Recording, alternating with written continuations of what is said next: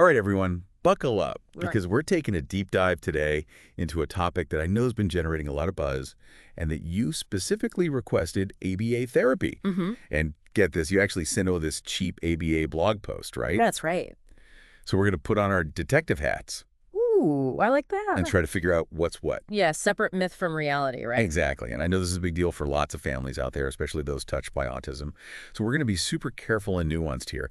But just to get us started, could you give us a little ABA 101? Like when we say ABA therapy, what are we even talking about? You got it. So ABA stands for Applied Behavior Analysis, and at its core, it's basically using like the science of learning and behavior to help people develop new skills Okay. and also to reduce behaviors that might be, getting in the way. Okay, so kind of a two-pronged approach. You could say that. Build up the good, work through the challenging. Yeah, exactly. And this is where it gets really interesting, right? And where I think a lot of the controversy comes in is how ABA is used with autism. Mhm.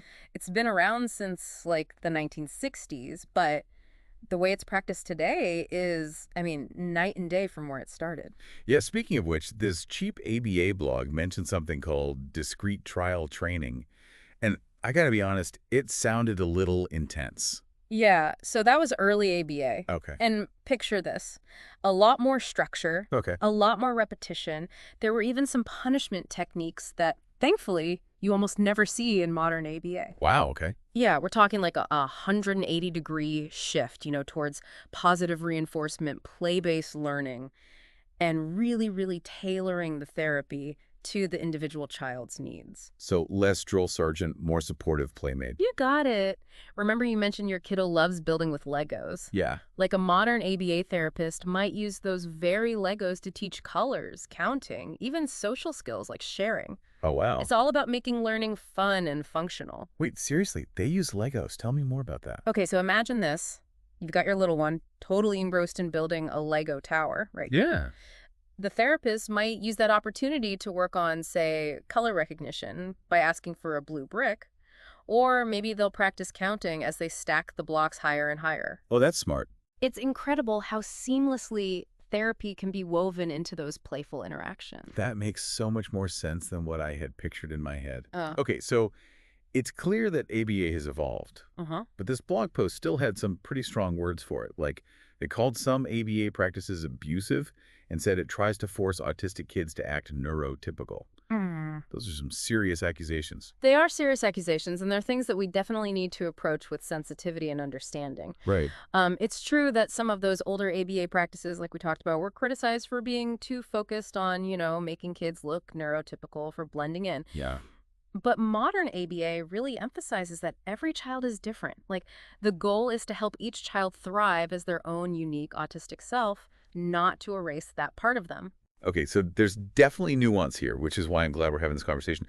One of the criticisms that really jumped out at me from the cheap ABA blog was this idea of it being too repetitive and rigid. And they were saying that it might not translate well to real-life situations. Right, and I totally get where they're coming from. It's easy to look at some of those repeated exercises and think, hold on, is this actually helpful? Totally. Like, how does repeating the same thing over and over help in the long run? And this is where I think understanding, like, the science behind it is really key. Okay. It might sound counterintuitive, but that repetition isn't about, turning kids into robots. It's about how our brains learn. Gotcha. We're talking about building strong neural pathways through repeated activation. For some autistic kids, that clear, predictable repetition, it provides a kind of scaffolding Interesting. for their learning. Think of it like, I don't know, learning a new dance move. Yeah. It takes practice, right? Right. You wouldn't expect to just nail it on the first try. Yeah, you need those repetitions to make it feel natural. Precisely. It's like, you're building muscle memory. Now, obviously, finding that sweet spot between structure and flexibility, important, and that's something maybe we can delve into a little bit later. But the takeaway here is that repetition, when it's done right and tailored to the child, can be really powerful for learning. Okay, yeah, that makes a lot of sense. It's not just mindless repetition. It's like you said, it's strategic. It's about building those skills. Exactly. Now, another thing that the cheap ABA blog brought up was this idea of ABA being too focused on, like, compliance. Right. Basically trying to get kids to act a certain way Yeah. instead of embracing their individuality. Yeah, You know? right. And they use this phrase, indistinguishable from their peers.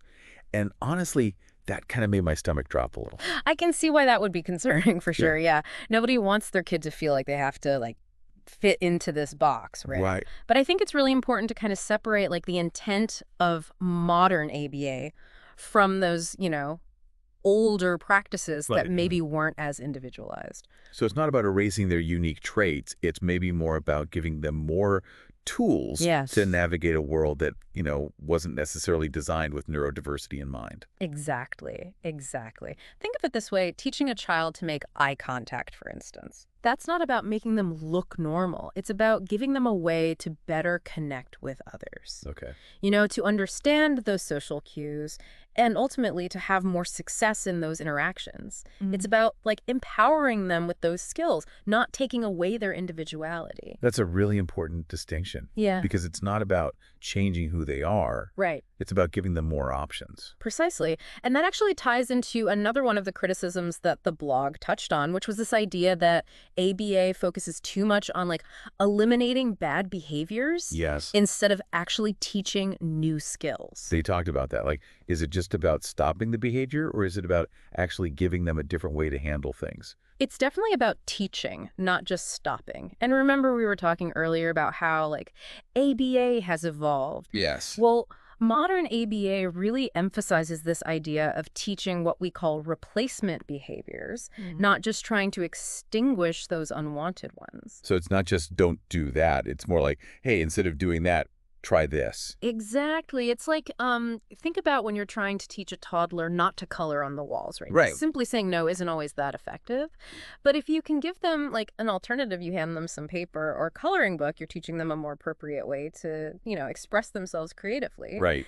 ABA works in a similar way, but instead of crayons and walls, we're talking about, like, social skills, communication, and even emotional regulation. So instead of a child who's, say, hitting because they're frustrated, you might teach them to use their words or to ask for a break when they're feeling overwhelmed. Now you're getting it. It's about, like, really understanding that why behind the behavior. Yeah. And then giving them the tools to communicate their needs more effectively. Yeah, it's easy to get caught up in all this, like, technical stuff, the science, the criticisms, but we got to remember this is about real families, Right. real kids. And actually, speaking of which, the Cheap ABA blog shared this story about a parent, I think her name was Jenny, and she found ABA incredibly helpful for her son. And I think that's a really good example of why these conversations are so important, because it's not just some abstract concept, right? We're talking about, like, real lives being impacted. And for some families, like you said, it can be really, really transformative. Yeah, absolutely. And it actually made me think about something you said earlier about how, like, the goal isn't to erase a child's neurodiversity, Right. but to help them thrive as their unique selves. Exactly. Exactly. And I think ethical, individualized ABA should always, always strive for that, like working with a child's strengths and their challenges, not against them. And that's why it's important to remember that ABA isn't like a one-size-fits-all solution. Right. Some kids might benefit more from other therapies, speech and language therapy, occupational therapy, or even, like, a combination of approaches. So it's about finding the right, like, I don't know, combination of support for that individual child. Yeah, it's like putting a puzzle together, right? Like a puzzle. And I think parental involvement in that process is huge. Right. Because parents know their kids best, right? So that open communication with the therapist, I mean, that's crucial. Yeah, it takes a team. It really does. Well, I got to say, this has been, this deep dive has been really eye-opening. It's definitely not as black and white as I think some people make it out to be. I agree. And there are definitely good points on both sides. Absolutely. And I think regardless of where you land on, ABA as a therapy, the most important thing is that we're all striving to support autistic individuals in a way that, like we've been saying, respects their individuality, promotes their well-being, and empowers them to live really fulfilling lives. Yes, absolutely. And that actually leads perfectly into my final thought for everyone listening to chew on. How can we, all of us, ensure that all of the different interventions and support systems out there, right, whether it's ABA or something else, how can we make sure that they're all prioritizing those same values, the well-being, the individuality, the genuine skill development, those should be like the guiding principles. 100%. It's something worth thinking about. It really is. It's a conversation worth continuing, for sure. Well, thank you so much for joining us for this deep dive. Yeah. And until next time, keep those brains engaged.